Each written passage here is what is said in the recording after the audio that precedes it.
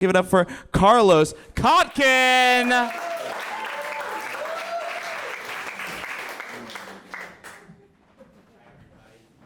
It's been a great show, Vicky. That was an amazing story.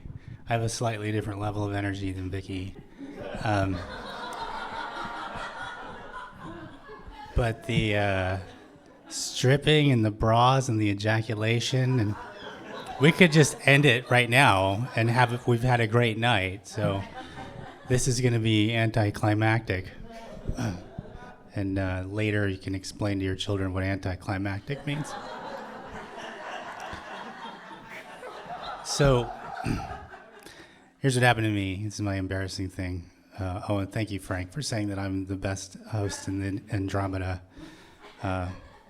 But Chris is the best in the universe, right? Chris. Yeah. She agreed with me, Chris. She's no doubt about it. Like, I host too, but she's no doubt about it. Yes, Chris is the best.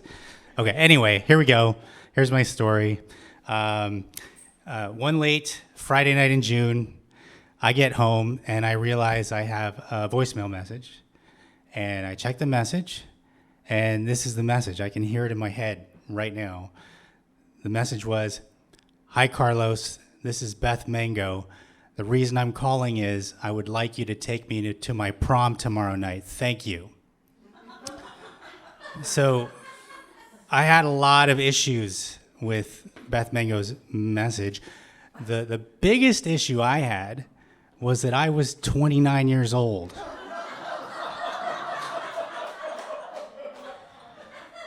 So Beth Mango was a friend of the family, barely, kind of. Her mom used to work with my mom. And so I would see her by chance maybe twice a year. And she was a really strange girl. She was 11 years younger than me. She looked like a young Tom Hanks. And I would see her once or twice a year, and I would ask her, "Hey, Beth, how are you doing?" And she'd look down and she'd say she was fine. And then we would wait for the next year to do it all over again. So she's calling me the night before her prom, the night before. So she's clearly scraping the bottom of the barrel. I'm her last scrape.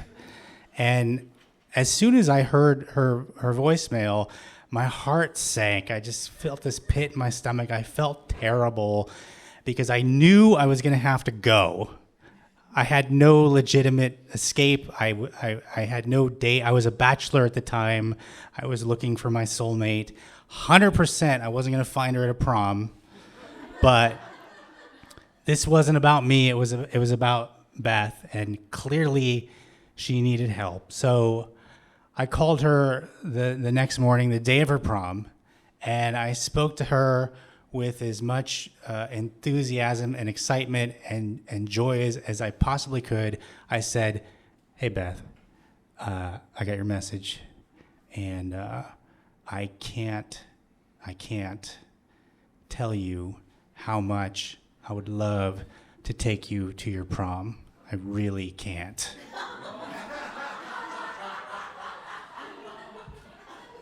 And I told her, since it's such short notice, I'm not going to be able to rent a tuxedo in time. And she said, "Oh, don't worry about that. My dad has one in the closet. You can wear his." So that worked out. That was great. That was lucky, right? So I get in my car and I drive. It's about an hour away in Huntington Beach. And I decide, if I'm going to do this, let's do this like it's real. I stop at a florist and I buy a corsage for her. And I remember the florist asking me, "What's the occasion?" And I said, "I'd rather not say." So I get to Beth's house, and her family, her parents are so happy and excited that somebody showed up to take her to her prom. It's just like they're doing backflips. But Beth isn't. She's the only one that's not. I don't think she had ever been excited about anything in her life. But she walks in this frumpy formal gown. It's like, "Oh, hey, Beth, here I am." And I put the thing on her wrist, and she just holds her hand out, and I'm putting it on, and it's totally like I'm checking her pulse. And she's alive. I can feel it. And so that's on. And then, okay, it's time to put on the dad's tuxedo. And the dad said, we're about the same build, so this shouldn't be a problem. Keyword, about.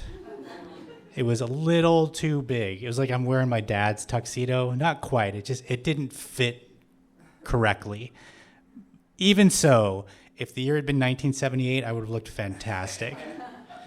So I'm in this tux. She's in her formal gown. Next thing I know, I'm in a minivan driving to prom dinner with Beth and her parents. For my prom, when I went to prom the previous decade, I went to a restaurant called the Marine Room in San Diego. It was overlooking the bay. It was elegant and romantic. It was perfect. For prom dinner with Beth and her parents, we went to Coco's. If you don't know Coco's, it's like Denny's, but not as fancy. And if you don't know Denny's, you're a communist, but that's fine. All are welcome here. All are welcome.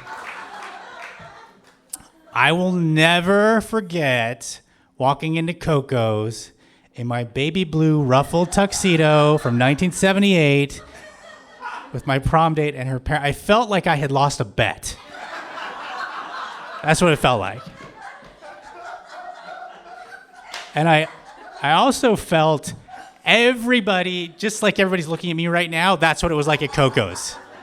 And I was just like, just look straight ahead. Don't look at anybody. Just act natural. Sit down and order your fish and chips, and this will be over. So for whatever reason, the service took forever. My fish and chips in particular, I think probably they were doing it on purpose to keep me there as long as possible. And I remember at one point, our waitress whisked by, and Beth's mom angrily pounded on the table and yelled at the waitress loud enough for everybody to hear, "Can you hurry up and bring his fish and chips because they have a prom to go to?" Yes. I wanted to melt into the floor like the Wicked Witch of any direction.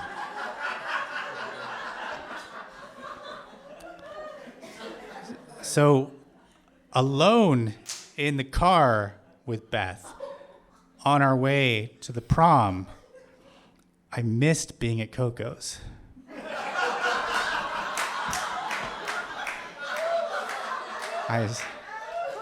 It was so painful. I am not the world's greatest conversationalist, but compared to Beth, I could host my own talk show. And we're mostly sitting in silence. At one point, Beth does say to me out of nowhere, "I'm starting work at El Pollo Loco on Monday."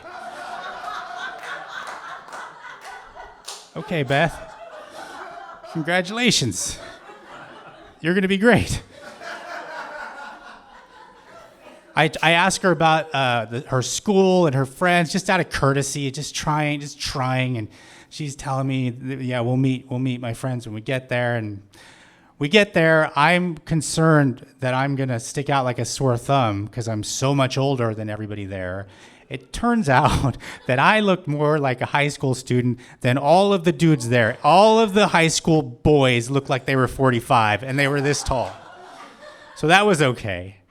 We're walking into the ballroom of some hotel, and this young woman, Beth's age, walks by and goes like this to Beth.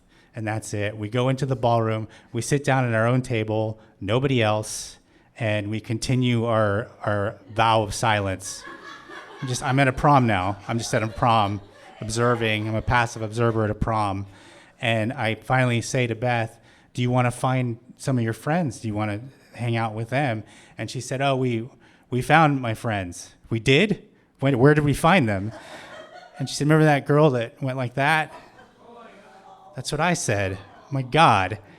And in that moment, I realized that this was a big deal for Beth. I realized, because I'm kind of slow, it took me this long to realize that a lot of the people around us were probably making fun of us.